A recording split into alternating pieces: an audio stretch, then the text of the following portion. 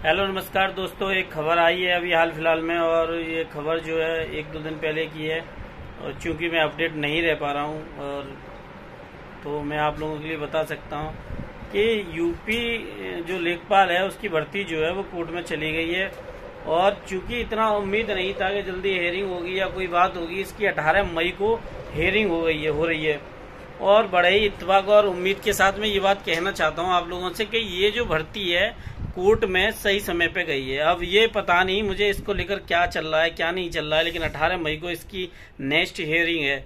और दूसरी बात ये है, ये कोर्ट में अगर बिल्कुल वैलिड तरीके से फंस जाएगी, उसका रीजन ये है क्योंकि कोर्ट ये पूछेगा, पहला जवाब उसका ये होगा ईडब्ल्यूएस और ओबीसी की कट ऑफ जो है वो सेम कैसे हुई।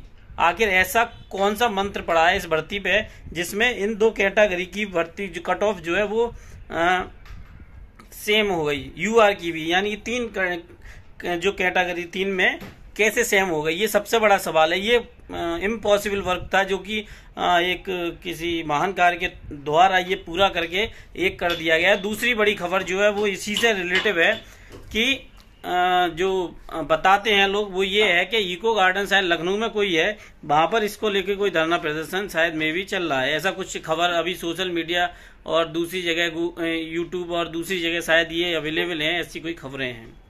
मुझे विशेष जानकारी इसलिए नहीं होती क्योंकि मैं बहुत शांतिप्रिय ढंग से अपने कार्य करता हूँ, और मेरा यूपी लेखपाल को लेकर हमेशा एक पॉजिटिव वे रहा है कि या तो आयोग में जो सचिव साहब हैं उनको ज्ञापन दे दिया जाए, या माननीय मुख्यमंत्री जी को दे दिया जाए, शायद वही लोग कुछ कर सकते हैं, या कोर्ट इसमें संज्ञान में लेके कुछ कर सकता है। ये मेरा हमेशा पॉइंट ऑफ व्यू रहा है। धरना या किसी चीज़ को लेकर मैंने कभी कुछ नहीं कहा। हाँ, ये जरूर है, मैं पूछ लेता हूँ भाई क्या ऐसा हो रहा है, तो लोग बता देते हैं ठीक है हो रहा है, तो ये ओपिनियन है।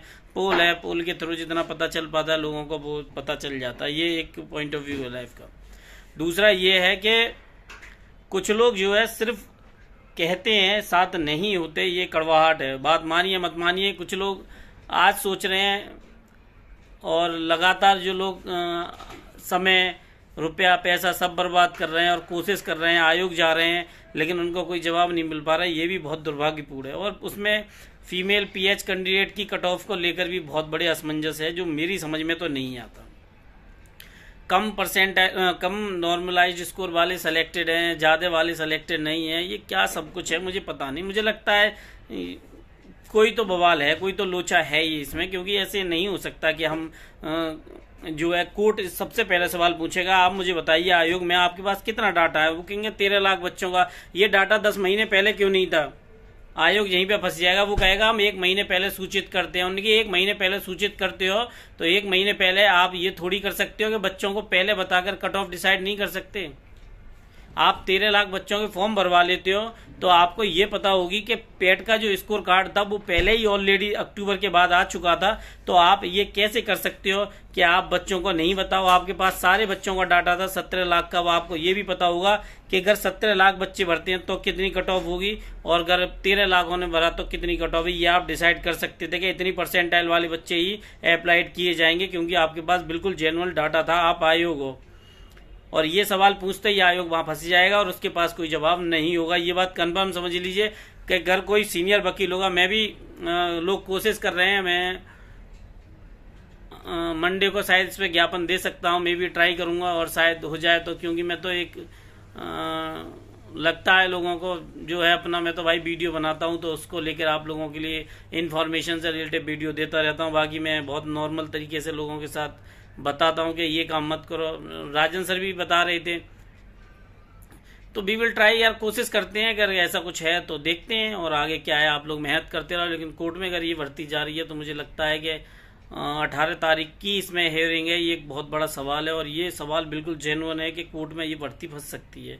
और एक बार कोर्ट ने ये कह दिया कि आप कॉमन कट ऑफ रखिए, एग्जाम में भी फिर अगस्त में होगा इसका, इससे पहले नहीं हो पाएगा। कॉमन कट ऑफ अलग पॉइंट ऑफ व्यू है और बाकी जो चीजें हैं वो अलग पॉइंट ऑफ व्यू है।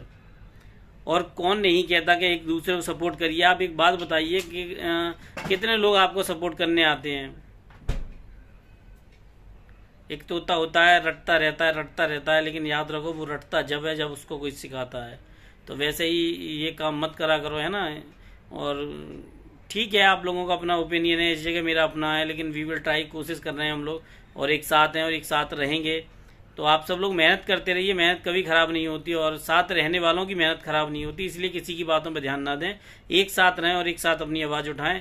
और मिलता हूँ आप लोगों से, मन है आपका सपोर्ट करना ना करना, मैंने कभी नहीं कहता, क्योंकि अब मुझे लगता है कि ठीक भी नहीं है, क्योंकि जो लोग आपको आराम से लूट रहे हैं आप उनको सपोर्ट करते रहिए, लेकिन मेरे से ये नहीं हो पाता, ये बात मैं पिछली वीडियो में शायद कह चुका हूँ।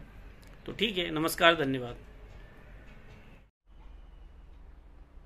अगर आप कर रहे हैं यूपी लेखपाल की तैयारी, तो आज मैं आपके लिए ग्राम समाज और विकास की सबसे बेस्ट बुक चक्षु पब्लिकेशन के द्वारा तैयार की गई ग्राम समाज एवं विकास की बुक है, और इसको एक्सपर्ट टीम के द्वारा तैयार किया गया है। सबसे खास बात इस बुक की ये है कि जो दूसरी बुकों में नहीं है, ये बिल्कुल नए UPSSC के पैटर्न के द्वारा, जो कि क्रमबद्ध तरीके से UPSSC ने दिया है, वैसे ही तैयार किया गया है, बेस्ट टीम के द्वारा तैयार की गई है।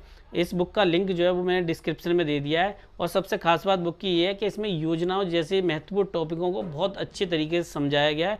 और सभी, दूसरी बात कि 1100, आपको पता है इसमें 2 सॉल्व पेपर और 1100 से ज़्यादा बहुविकल्पीय प्रश्न दिए गए हैं, जिनको आप प्रैक्टिस करने से आप अच्छे मार्क्स ला सकते हैं कम समय में। तो इसका लिंक जो है बुक का मैंने वो डिस्क्रिप्शन में दे दिया, आप वहाँ से जाके इसको परचेज़ कर सकते हैं और आप खरीदिए जल्दी से। अगर आपको पसंद आएगी, बहुत ही अच्छे आपके नंबर लाने वाली बुक्स है ये।